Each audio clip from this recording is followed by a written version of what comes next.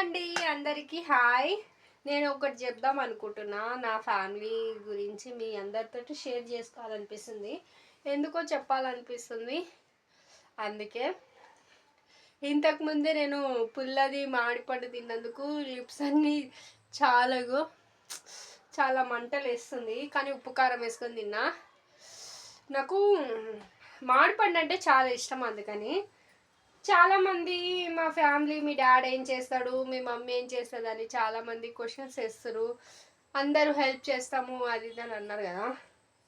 Thanks అండి, మీరు అందరు హెల్ప్ చేస్తానని చెప్పినందుకు ధన్యవాదాలు మీ అందరికీ.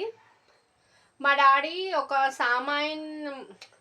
మరీ మేమంతా రిచ్ పీపుల్స్ ఏం కాదు, మరీ అంత మరీ అంత పూటకి లేని వాళ్ళం కూడా కాదు. మేము మధ్యలో వాళ్ళమే.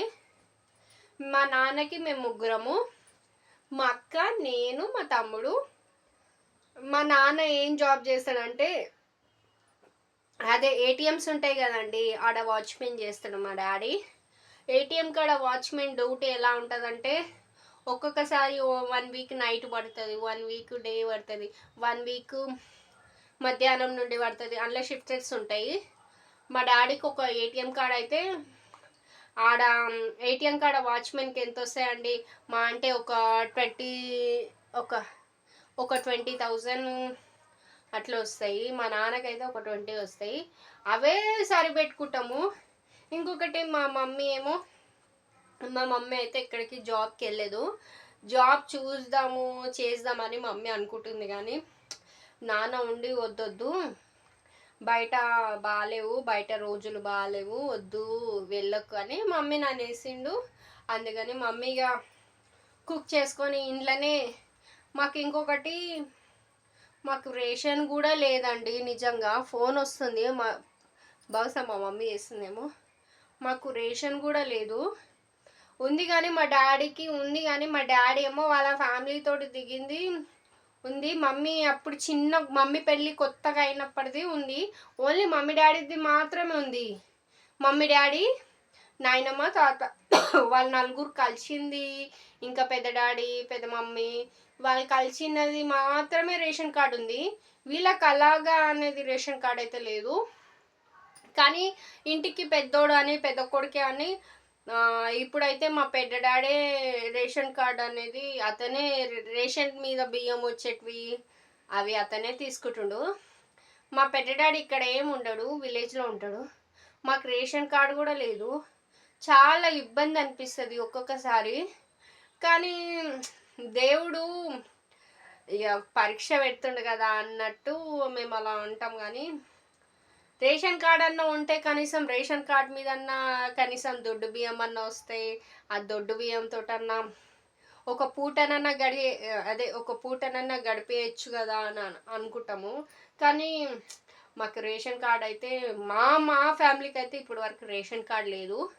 కానీ మా అక్క మ్యారేజ్ మేము 2017లో చేసినాము. మా మేనత్త కొడుకుకే ఇచ్చి చేసినాము. తను మ్యారేజ్ చేసుకున్నాడు, కానీ చేసుకున్నప్పటి నుండి మాకు ఒక ఇల్లు ఉండేదండి. ఆ ఇల్లు అమ్మేసి తన పెళ్ళి మంచిగా చేసినాము. అక్క లైఫ్ బాగుంటే ఇంకేం కావాలి అన్నట్టు, అక్కని కన్నా మించిన ఎవరు లేరు కదా అన్నట్టు బాగా చూసుకున్నాం. కానీ సొంత బావనే మా అక్కను అర్థం చేసుకున్నాడు. ఇష్టం వచ్చినట్టు అదొక బాధ పెడతాడు. మా డాడీ దాని గురించి కొంచెం బాధ ఫీల్ అవుతాడు. ఇంకేందంటే మేము ఉంటున్న ఈ రూమ్ రెంట్ అయితే 5,000 అండి. మాకు ఫ్రీ కరెంట్ బిల్ కూడా అస్సలు రాదు. ఇప్పటి వరకు ఫ్రీ కరెంట్ బిల్ కూడా లేదు. కనీసము ఆ రేవంత్ రెడ్డి సార్ తోటన్నా కనీసము గర్ల్స్కి ఒక నెలకి 2,500 పింఛన్ లాగా వేస్తాము, అకౌంట్లో వేస్తామంటే మేము దానికి సంతోషపడిపోయినాము.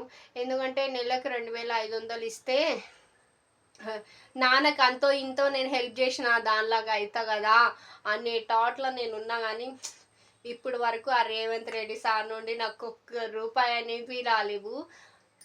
ఇక అలా ఉందండి. మా తమ్ముడు అంటే ఇప్పుడు డిగ్రీ ఫైనల్ ఇయర్ చదువుతున్నాడు, 15 చదువుతున్నాడు. వాడు అదే సిటీ కాలేజ్లో చదువుకుంటున్నాడు. వాడు ఎక్కువ వాడు చదువుకుందంటే వాళ్ళు వాడేం ప్రైవేటు దాంట్లో నుండి ఏం చదువుకోలేడు. ప్రైవేట్